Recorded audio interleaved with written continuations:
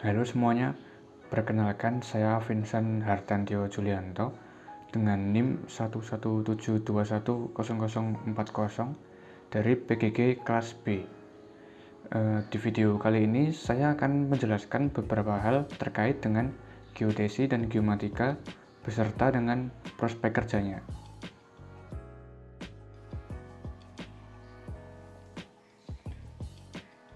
Geodesi dan geomatika.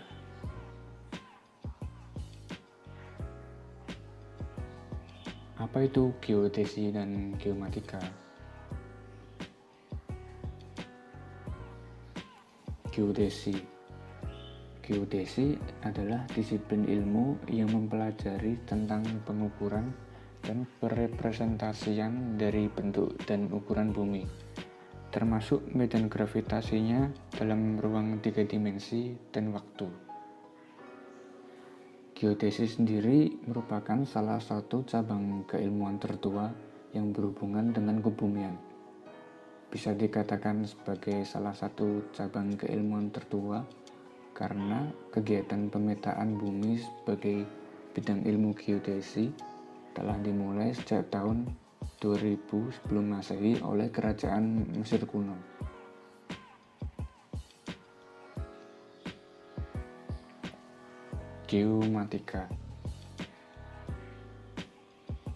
Geomatika merupakan perpaduan antara geodesi dan informatika. Geodesi sendiri seperti yang sudah saya jelaskan tadi sebelumnya, yaitu tentang pengukuran dan perepresentasian dari bentuk dan ukuran bumi, termasuk medan gaya beratnya masing-masing dalam ruang 3 dimensi yang berubah dengan waktu. Sedangkan informatika merupakan bidang yang mempelajari struktur, sifat, dan interaksi dari beberapa sistem yang dipakai untuk mengumpulkan data, memproses, dan menyimpan hasil pemrosesan data, serta menampilkannya dalam bentuk informasi.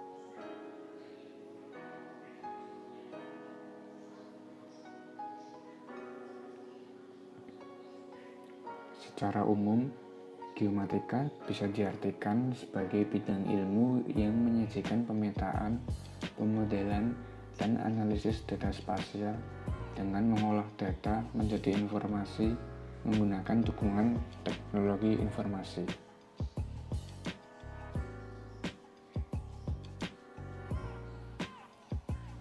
Data spasial didapat melalui pengukuran terestris, laut, wahana angkasa, dan sensor-sensor satelit dengan beracuan pada kerangka dasar geologi.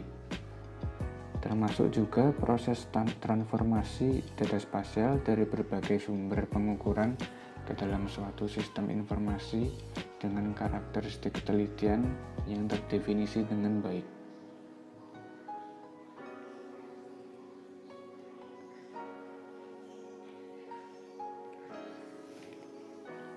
Alat ukur yang digunakan oleh teknik geodesi dan geomatika dibedakan menjadi 3, yaitu alat ukur sederhana, alat ukur optik, dan alat ukur elektronik. Yang membedakan yaitu kalau alat ukur sederhana, cara penggunaannya lebih mudah. Alat ukur optik sudah dilengkapi peralatan optik. Alat ukur elektronik sudah menggunakan sistem elektronik seperti gelombang inframerah. Contoh alat ukur yang pertama yaitu kompas. Fungsi dari kompas yaitu menentukan arah mata angin. Contoh alat ukur sederhana yang kedua yaitu pita ukur atau biasa disebutnya meteran, yaitu untuk mengukur panjang dan jarak. Contoh alat ukur sederhana yang ketiga yaitu klinometer. Fungsi klinometer adalah untuk menentukan besaran sudut elevasi saat mengukur objek secara tidak langsung.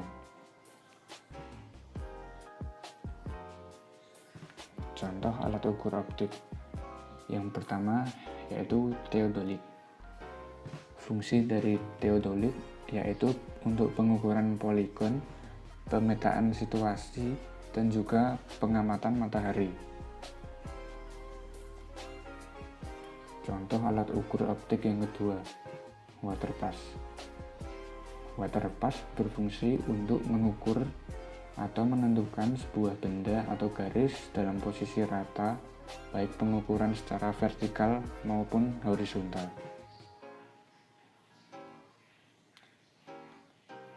Alat ukur elektronik. Contohnya yaitu total station. Total station merupakan alat ukur elektronik yang berasal dari pengembangan teodolit. Fungsi total station yaitu dapat digunakan untuk menghitung jarak, arah, titik koordinat, dan juga beda tinggi secara elektronis. Contoh alat ukur elektronik yang kedua yaitu GPS atau Global Positioning System. GPS ini digunakan untuk menentukan titik koordinat.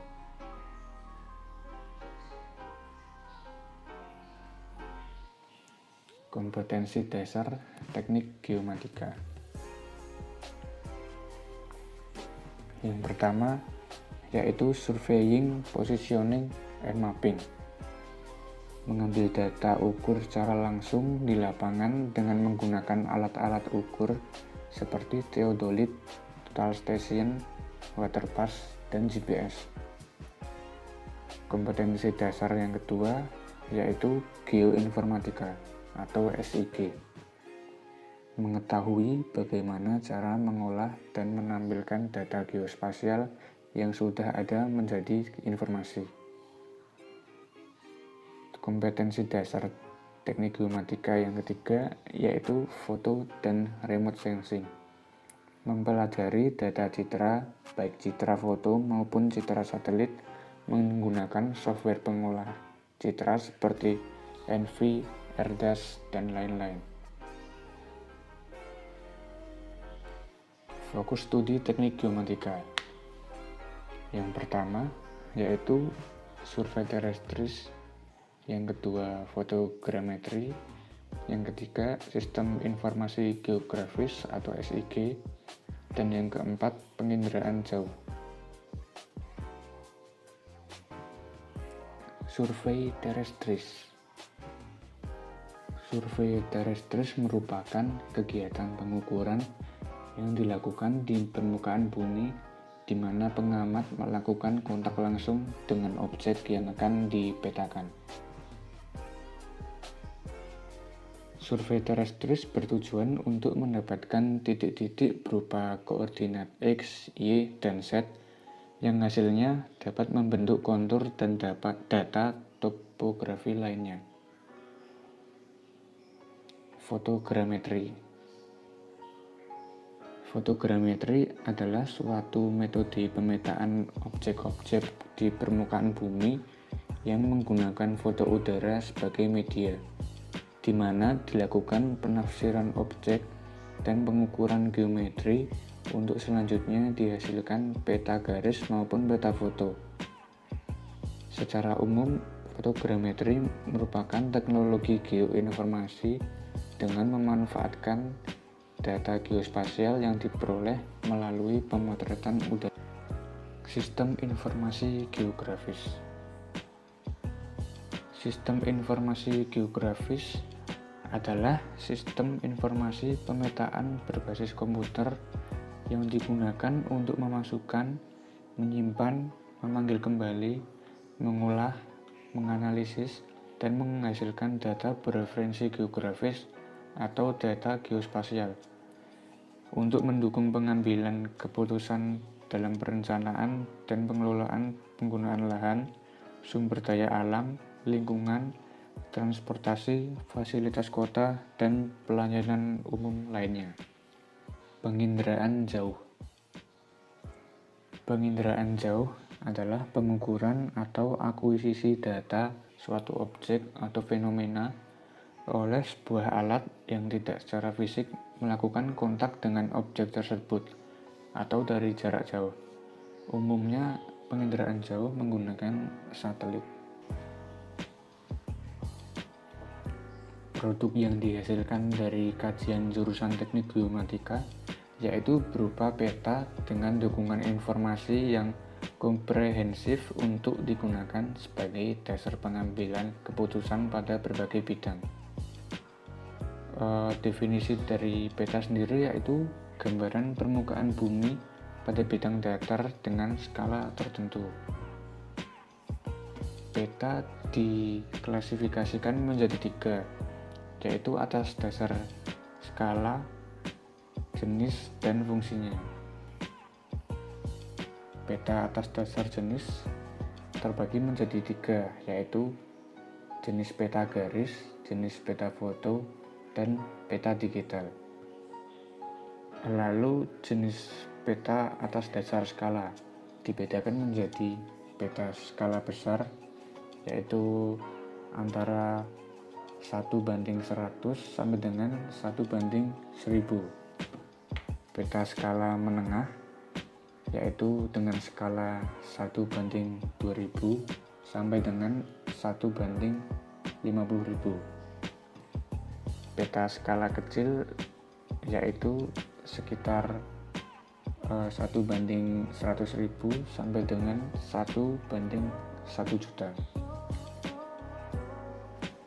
Selanjutnya yaitu peta atas dasar fungsi. Peta atas dasar fungsi dikelompokkan kembali menjadi 2.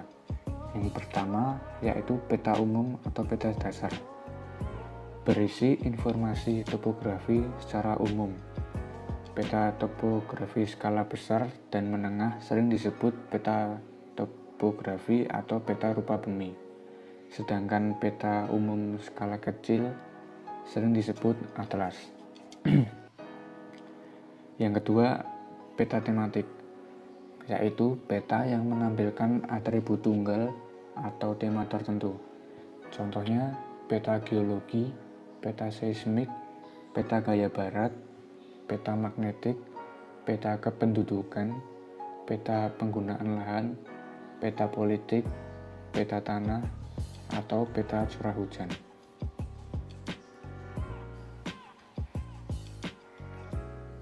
Cara menyatakan skala peta yaitu dengan numeris ataupun grafis.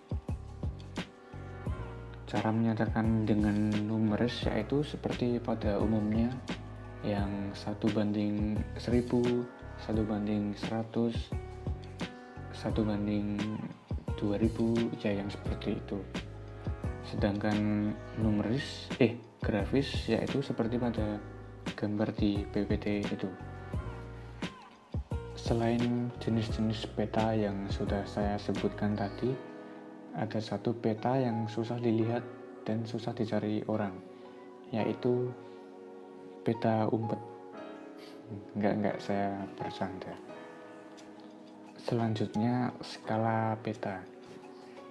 Skala peta yaitu perbandingan antara jarak pada peta dengan jarak sebenarnya. Menentukan skala peta, misal kita mau membuat peta dengan panjang kertas yang akan digunakan untuk menggambar peta itu cuma 10 cm, sedangkan panjang sebenarnya, misal panjang suatu jalan itu panjangnya 10 meter atau 100 cm. Nah, 1000 cm itu kan mesti nggak akan cukup kalau mau digambarin di kertas yang panjangnya hanya 10 cm. Maka dari itu diperlukan skala. Cara menentukan skala kalau dari saya, pertama-tama jarak sebenarnya, atau dalam kasus tadi 1000 cm dibagi jarak pada peta yaitu 10 cm, jadi 100. Nah, 100 itu merupakan pembanding minimal agar kertasnya cukup buat gambar. Jadi minimal skalanya tuh 1:100. Sedangkan jika pembandingnya lebih besar, misal 1:200, nah itu nanti panjang yang digunakan pada peta tuh jadi lebih pendek, jadi sisa di kertasnya. Prospek kerja lulusan teknik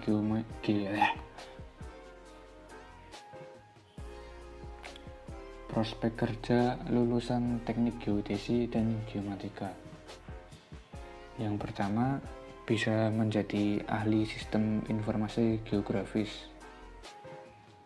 Yang kedua, perusahaan tambang. Yang ketiga, land surveyor. Profesi land surveyor ini memiliki tugas mengumpulkan data berupa koordinat sebuah wilayah. Yang keempat, wirausaha. Seperti contoh membuka usaha sewa untuk alat-alat ukur. Yang kelima, bisa menjadi PNS. Yang keenam, tentu saja menjadi dosen. Atau bisa bergabung atau bekerja di lembaga swasta seperti Surveyor Indonesia, PT Aneka Tambang, PT Timah, Freeport, Pertamina, dan Caltex. Sementara di lembaga pemerintahan bisa bekerja di Badan Pertanahan Nasional, Badan Koordinasi Survei dan Pemetaan Nasional, Lembaga Penerbangan dan Antariksa Nasional, dan juga Bapeda. Bisa juga Departemen Kehutanan dan Departemen Perhubungan. Ya, sekian dari saya. Kurang lebihnya mohon maaf dan terima kasih.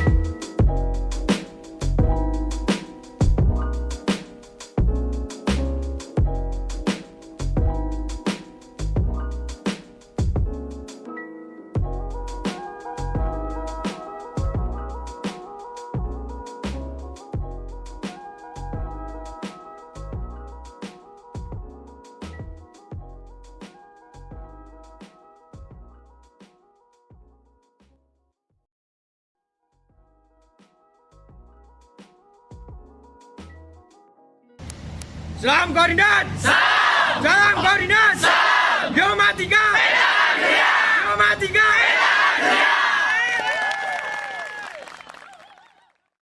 Salam koordinat. Geomatika petakan dunia.